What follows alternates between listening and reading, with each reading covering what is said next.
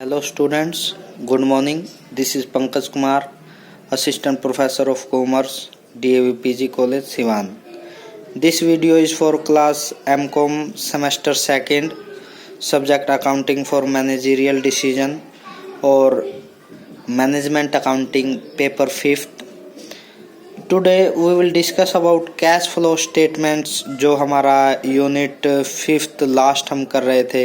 इसमें हमने budgetary control किया जिसमें cash budget, sales budget, preparation of production budget, ये सभी किया हमने. Today we will discuss about cash flow statements. देखो, कैश फ्लो स्टेटमेंट्स जब हम बनाते हैं तो इसमें ये शो किया जाता है कि how many cash is inflows and how many cash is outflows. जैसा कि हमें पता है कि जब हम फाइनेंशियल स्टेटमेंट्स बनाते हैं तो फाइनेंशियल स्टेटमेंट्स के 4 पार्ट होते हैं. 4 पार्ट में फाइनेंशियल स्टेटमेंट डिवाइड होता है. किसी भी अकाउंट में हम जब फाइनेंशियल स्टेटमेंट्स बनाते हैं तो इसके 4 पार्ट होते हैं. Trading and profit and loss account, balance sheet account, cash flow statement end fund flow statement. ये 4 स्टेटमेंट्स हम तैयार करते हैं. तो cash flow statements is the third important financial statements which shows cash inflows and cash outflows of cash and cash equivalent. एक entrepreneur इसको क्यों बनाता है? एक एंटरप्रेन्योर इसलिए इसको बनाता है ताकि वो ये जान सके कि उसकी कैश जनरेट करने की क्षमता क्या है. यानी कि उसमें उसकी जो ऑर्गेनाइजेशन है उसमें कितना कैश आया, कैश और कैश इक्विवेलेंट कितना आया और कितना कैश और कैश इक्विवेलेंट गया, या उसकी कैश जनरेट करने की क्षमता क्या है. तो इस चीज़ को जानने के लिए कैश फ्लो स्टेटमेंट एक एंटरप्रेन्योर तैयार करता है. देखो स्टूडेंट्स, जो हम जितने भी फाइनेंशियल स्टेटमेंट्स तैयार करते हैं हम accounting standard, Indian accounting standards को फॉलो करते हैं जो 1973 में हमारे 29 इंडियन अकाउंटिंग स्टैंडर्ड दिए थे. Now it is 32 accounting standard. ये सभी स्टैंडर्ड्स रूल एंड रेगुलेशंस बताते हैं कि हमें एक स्टेटमेंट किस रूल को फॉलो करके तैयार करनी होती है. तो इन सभी रूल्स में से, अकाउंटिंग स्टैंडर्ड्स में से अकाउंटिंग स्टैंडर्ड 3 फॉलो किया जाता है जब हम कैश फ्लो स्टेटमेंट को तैयार करते हैं. तो इसका मतलब ये हुआ कि हमें कैश फ्लो स्टेटमेंट्स को तैयार करते वक्त अकाउंटिंग स्टैंडर्ड में 3 में दिए गए रूल्स को फॉलो करना है. तो एक एंटरप्रेन्योर इस अकाउंटिंग स्टैंडर्ड को फॉलो करता है जब वो कैश फ्लो स्टेटमेंट तैयार करता है, क्योंकि with the help of accounting standard हम अपनी स्टेटमेंट को मोर एक्यूरेट बना सकते हैं और इसको इन्वेस्टर्स के आगे या शेयर होल्डर्स के आगे प्रेजेंट इसको कर सकते हैं. वो एक्यूरेट रिजल्ट इसका दिखाएंगे. तो स्टूडेंट्स, जब हम अकाउंटिंग स्टैंडर्ड तैयार करेंगे, अकाउंटिंग कैश फ्लो स्टेटमेंट्स तैयार करेंगे तो हम अकाउंटिंग स्टैंडर्ड 3 को, या एक एंटरप्रेन्योर जब अकाउंटिंग स्टैंडर्ड तैयार करता है तो कैश फ्लो स्टेटमेंट तैयार करता है तो अकाउंटिंग स्टैंडर्ड 3 को फॉलो करता है. तो जैसा कि हमने मीनिंग में समझा, कैश फ्लो स्टेटमेंट क्या होती है. कैश फ्लो स्टेटमेंट्स हम ये कह सकते हैं कि it is the third important financial statement known as cash flow statement which shows cash inflows and cash outflows of cash and cash equivalent. अब देखो, ये बार बार जब हम ये वर्ड कर रहे हैं भाई, कैश इनफ्लो और कैश आउटफ्लो को दिखाता है.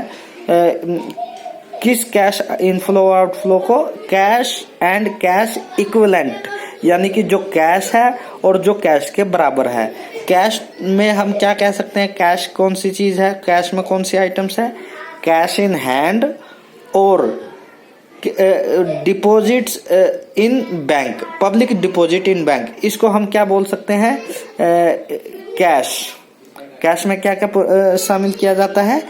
Cash and deposits in bank, इसको हम बोलेंगे कैश. और कैश इक्विवेलेंट क्या होता है? कैश इक्विवेलेंट जो नियर अबाउट कैश हो, जो मोर लिक्विड हो, जिसको हम कैश में बहुत जल्दी कन्वर्ट कर सकते हैं उसको हम बोलते हैं cash equivalent.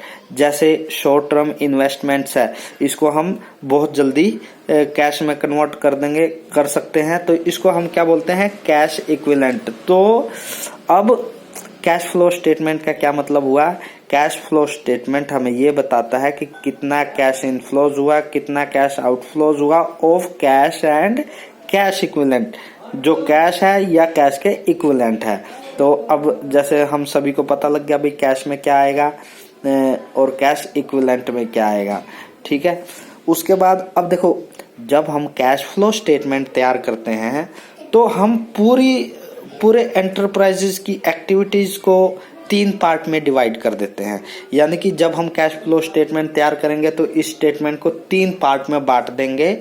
Operating activity, financing investing activity और फाइनेंसिंग एक्टिविटी, 3 पार्ट में हम डिवाइड कर देंगे। जब हम कैश फ्लो स्टेटमेंट तैयार करेंगे अकॉर्डिंग टू अकाउंटिंग स्टैंडर्ड 3, हम पूरी बिजनेस की एक्टिविटी को 3 पार्ट में डिवाइड कर, इन 3 पार्ट से हम ये देखेंगे कि कितना लास्ट में कितना कैश इनफ्लोज हुआ और कितना कैश आउटफ्लो हुआ। तो हम कैश फ्लो स्टेटमेंट को तैयार करते समय इसको 3 पार्ट में, इसकी पूरी एक्टिविटीज को 3 पार्ट में डिवाइड कर देंगे।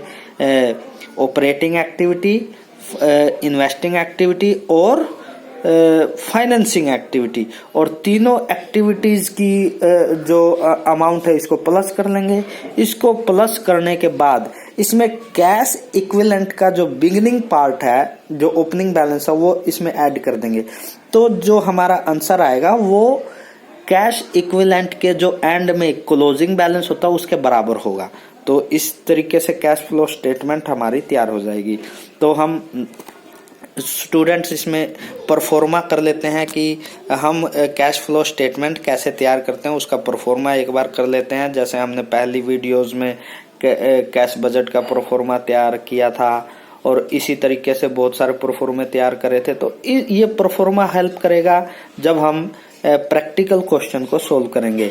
तो परफॉर्मा हम कर लेते हैं कैश फ्लो स्टेटमेंट का। कैश फ्लो स्टेटमेंट बनाते समय हमने इसके 3 सेक्शन बताए, 3 एक्टिविटीज बताई आप सभी को। कौन कौन सी? Operating activity, investing activity and financing activities, ये 3 एक्टिविटी है। अब हम इसमें ये देखेंगे कि तीनों एक्टिविटीज में कौन कौन सी आइटम्स आएंगी, यानी कि जब हम कैश फ्लो स्टेटमेंट तैयार करें। और एक बात स्टूडेंट्स, जब हम कैश फ्लो स्टेटमेंट तैयार करते हैं तो कैश फ्लो स्टेटमेंट को तैयार करने के 2 तरीके होते हैं, डायरेक्ट मेथड, इनडायरेक्ट मेथड। देखो, जो मेथड फॉलो किया जाता है मोस्टली वो इनडायरेक्ट मेथड को फॉलो किया जाता है, इसलिए मैं आप सभी को इनडायरेक्ट मेथड के सहायता से ही हम कैश फ्लो स्टेटमेंट तैयार करने की बात करेंगे। हम फॉलो करेंगे इनडायरेक्ट मेथड। यानी हालांकि आप सभी को ये पता होना चाहिए कि कैश फ्लो स्टेटमेंट हम 2 तरीके से तैयार करते हैं। कौन कौन से? Direct method, indirect method. हम जो मेथड फॉलो करेंगे वो इनडायरेक्ट मेथड होगा। तो इस तरीके से हम परफॉर्मा तैयार करते हैं स्टूडेंट्स। आप देख सकते हैं सभी इस वीडियो में कैश फ्लो स्टेटमेंट हम ऊपर लिख देंगे फॉर द ईयर एंडिंग, जो भी हमें दिया गया है क्वेश्चन में। उसके बाद सबसे पहला लिख देंगे हम cash flow from operating activities, क्योंकि 3 एक्टिविटी में डिवाइड करते हैं हम, पहले बता दिया आप सभी को। तो पहली एक्टिविटी हम लिख देंगे cash flow from operating activity, A number इसको दे दो, ए पार्ट करके, और cash flow from operating activities. इसमें हम सबसे पहले नेट प्रॉफिट लेंगे, नेट प्रॉफिट बिफोर टैक्स, वो हम इसमें ले लेंगे, लिख देंगे। उसके बाद इसमें ऐड करना है नॉन कैश एक्सपेंसेस, वो एक्सपेंसेस जो कैश की फॉर्म में नहीं है उसको हम ऐड कर लेंगे। जैसे डेप्रिसिएशन दिया होगा उसको हम ऐड कर लेंगे इसमें, फॉरेन एक्सचेंज दिया होगा वो ऐड कर लेंगे, loss on sale of fix assets, जितना लॉस हुआ फिक्स एसेट्स को सेल करने में वो हम लिख लेंगे, और अगर कोई फिक्स एसेट्स को सेल करने में गेन हुआ है तो उसको हम क्या कर देंगे, माइनस कर देंगे। इसको हम ब्रैकेट में दिखाएंगे। देखो माइनस की आइटम्स को हम ब्रैकेट में दिखा देंगे, इससे पता लग जाएगा कि ये माइनस की आइटम है। उसके बाद इंटरेस्ट पेड किया है तो वो हम प्लस कर देंगे इसमें। इंटरेस्ट रिसीव्ड हुआ है तो वो माइनस कर देंगे, क्योंकि ये आप देख सकते हैं ये ब्रैकेट में लिखा हुआ है, तो ब्रैकेट का मतलब हमने इसमें से माइनस किया है। डिविडेंड रिसीव्ड कोई हुआ है तो वो भी हम क्या कर देंगे, माइनस कर देंगे। तो ये सब करने के बाद हमारा आएगा operating profit before working capital change. ये अमाउंट आ जाएगा हमारा। इस अमाउंट को हम क्या कहेंगे, operating profit before working capital change. अब इसमें ऐड करना है, अगर करंट एसेट्स 2 साल की देख लेंगे, डिक्रीज हो रही है किसी करंट एसेट्स में तो उसकी वैल्यू को प्लस कर देंगे। ऐड क्या करेंगे, add decrease in current assets और इंक्रीज इन करंट लायबिलिटी। ये दोनों आइटम्स अगर ऐसा कुछ है तो इसको हम क्या कर देंगे, इसमें प्लस कर देंगे। किस में प्लस करेंगे, operating profit before working capital change जो आया उसमें हम इन दोनों को प्लस कर देंगे। किसको, decrease in current assets and increase in current liability, इसको हम क्या कर देंगे, प्लस। उसके बाद जो अमाउंट आएगा उसमें अब लेस करना है क्या, इंक्रीज इन करंट एसेट्स। अगर करंट एसेट्स में इंक्रीज हुआ है तो वो लेस कर देंगे, अगर करंट लायबिलिटी में डिक्रीज हुआ है तो वो भी लेस कर देंगे। यानी decrease in current liability, increase in current assets, इसको लेस करने के बाद हमारा आ जाएगा cash generated from operating activities. और इसमें लास्ट में इनकम टैक्स पेड जो करंट ईयर का होगा वो हम क्या कर देंगे, माइनस। तो ये हमारा net cash from operating activity आ जाएगा। यानी कि ए पार्ट हमारा पूरा हो गया। कौन सा, cash flows from operating activity, ये हो गया हमारा। उसके बाद बी पार्ट ठीक इसके नीचे ही लिखेंगे, cash flow from investing activity, B part. इसमें हम क्या क्या लेते हैं, कौन कौन सी आइटम्स आती है students, purchase of fix assets. अगर हमने कोई फिक्स एसेट्स परचेज किया तो वो लिख लेंगे, लेकिन वो किस में होगा, माइनस में, यानी कि ब्रैकेट में लिखेंगे, क्योंकि पैसा हमारे पास से गया, आउटफ्लो है ये।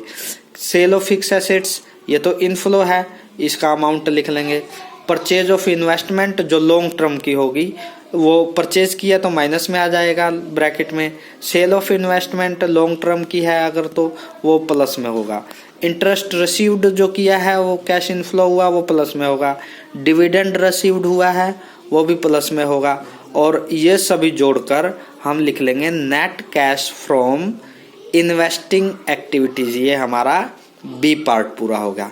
उसके बाद अब हम सी पार्ट करेंगे इसका, cash flow from financing activities. Financing activities में क्या, issue of share capital, issue of debentures, जितना भी इश्यू हमने किया वो हम प्लस में लिख देंगे, क्योंकि पैसा इससे आएगा हमारे पास। लॉन्ग टर्म बोरोविंग अगर हमने लोन लिया है तो वो प्लस में आएगा। पेमेंट अगर की है बोरोविंग की तो वो माइनस में आ जाएगा, यानी ब्रैकेट में।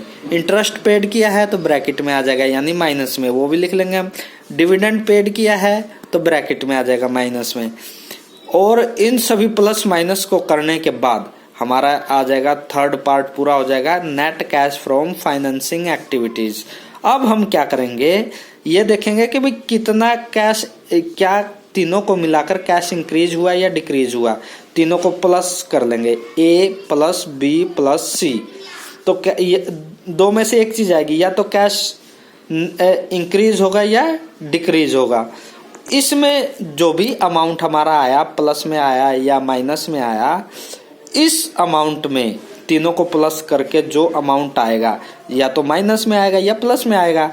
इस अमाउंट में ऐड करना है cash and cash equivalent at the beginning of the period. यानी कि जो ओपनिंग बैलेंस है कैश का और कैश इक्विवेलेंट का, आप सभी को बता दिया था। कैश एंड कैश इक्विवेलेंट में क्या क्या देखना है, कैश में तो cash in hand and deposits in banks वो देखना है। कैश इक्विवेलेंट में शॉर्ट टर्म इन्वेस्टमेंट देख लेना। तो वो उसका जो ओपनिंग बैलेंस है वो इस अमाउंट में प्लस हो जाएगा।